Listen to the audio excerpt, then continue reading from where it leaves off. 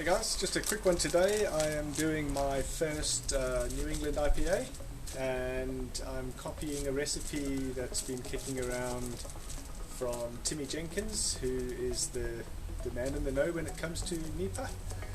I haven't decided on my hops yet. I've got to go check out the hop freezer, but I have to use lactose instead of the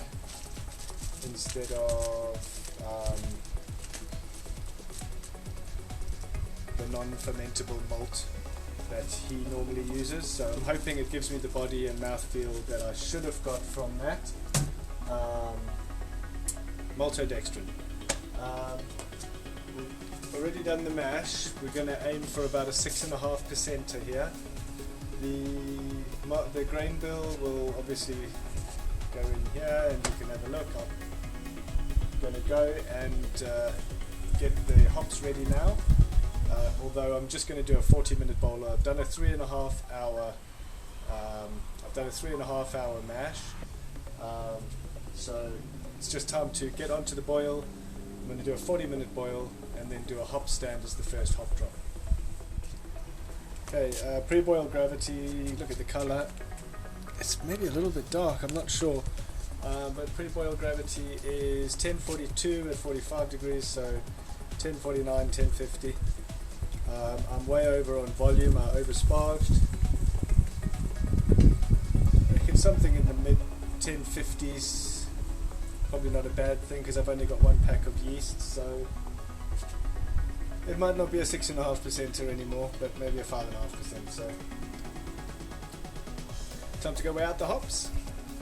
Okay, so I've weighed out the hops. I've got 120 grams of Citra and 80 grams of Mosaic. It's supposed to be 100 of each, but I've only got, this is half of my Mosaic, so I'll use another 80 in the dry hop and 120 Citra in the dry hop. So, or I think the dry hop's 300 grams, so I'll use this and top it up to 300 with Citra. Anyway, one other point to make on this, which I hadn't considered, was that I hadn't put the lactose in yet. So the final gravity, I've now put the lactose in the last 10 minutes of the boil. The final gravity is obviously going to get bumped up. The original gravity will get bumped up by that, and probably the final gravity as well. But I'm probably not as far off as I thought I was. Okay, that's the end of boil. Having trouble recirculating with that pump. There seems to be quite a lot of gunk in the boil. I'm not sure if it's blocking the pump or if it was because I was boiling. Okay, I got the pump working, but I've done it in a way that it's not recommended because I blow back in through the tube, and that puts some oxygen into the work. But you know, I've taken a risk on that. Just show you what I've done here. So I now have the recirculation going into the hop bag, literally pushing everything through the bag. All the flavors should come out quite nicely, and then I'll take the bag out, give it a good squeeze to get those last hop oils out, and the rest goes in the fermenter. Okay, I'm rehydrating the yeast. I've just poured it in. It is Haze from Cross My Loof. This is pretty much an all-up Timmi Jenkins brew day. If you think about it, I'm using his recipe and yeast that I won from him, and I'm brewing his favourite type of beer. So about 10 minutes into the hop stand, 5 more minutes to go, and I'll start cooling down. Okay, we've had our 15-minute hop stand. I'm going to give the hops a squeeze. You need something that's going to be really hot. These aren't really good enough, but they stop it from being any kind of permanent damage burn.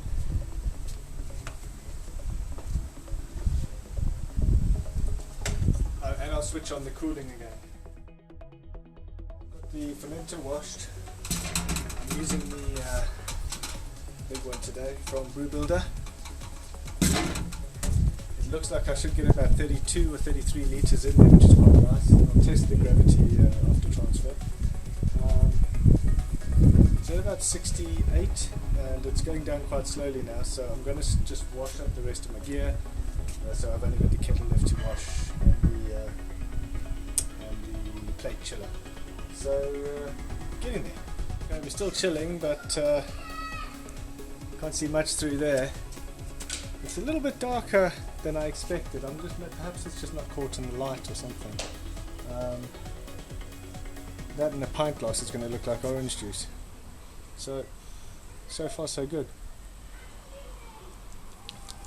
Tastes amazing. It's quite bitter actually. Hopefully I haven't added too much by squeezing out that bag. Okay, gravity measured 1054, which comes out as 1057. Temperature corrected 34 degrees Celsius. So 1057, yeah, pretty happy with that.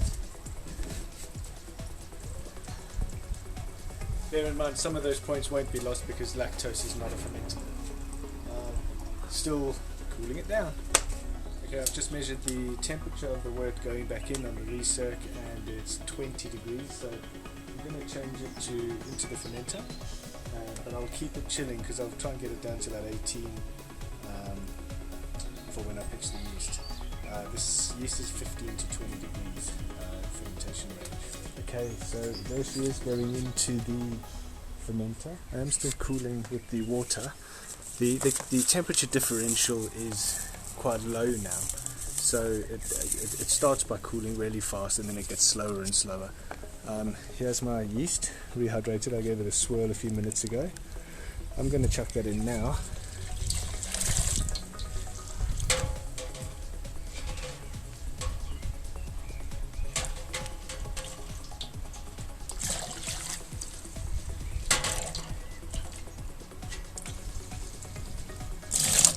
Okay. Now I'm going to deliver this wort from a bit of a height just to aerate it. Put the lid on.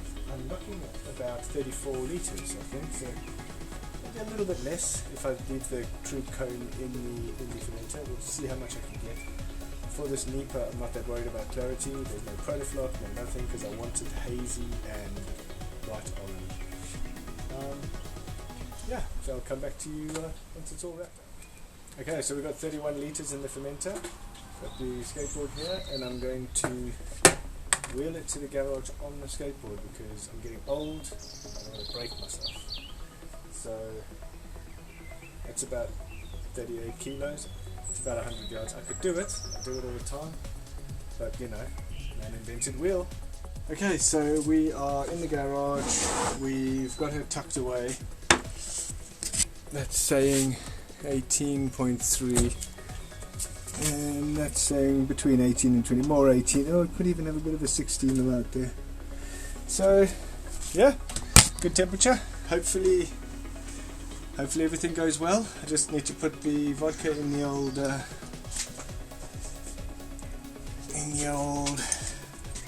airlock, and then job's done.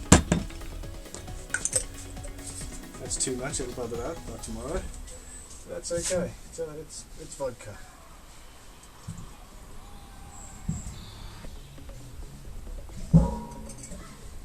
So from now going forward, the important thing is that is it now for oxygen. There cannot be any more oxygen come into contact with this wort. So having oxygen at this point is good. It helps the yeast metabolize, although I'm still trying to figure out about this hot side aerobic oxidation. Anyway, good before fermentation, bad after fermentation. So I'm going to make sure that I have CO2 going in, closed transfer, when I keg it, and then I should have about another 8 litres, which I'll probably just put in another corny to drink quickly, for testing, and then the other one can carb up a bit slower. So yeah, I hope you guys enjoyed my brew day and the messiest garage on the planet, and I'll link to the tasting of this when it happens, but I'm trying to get a couple of videos out, so here's my first ever NEIPA.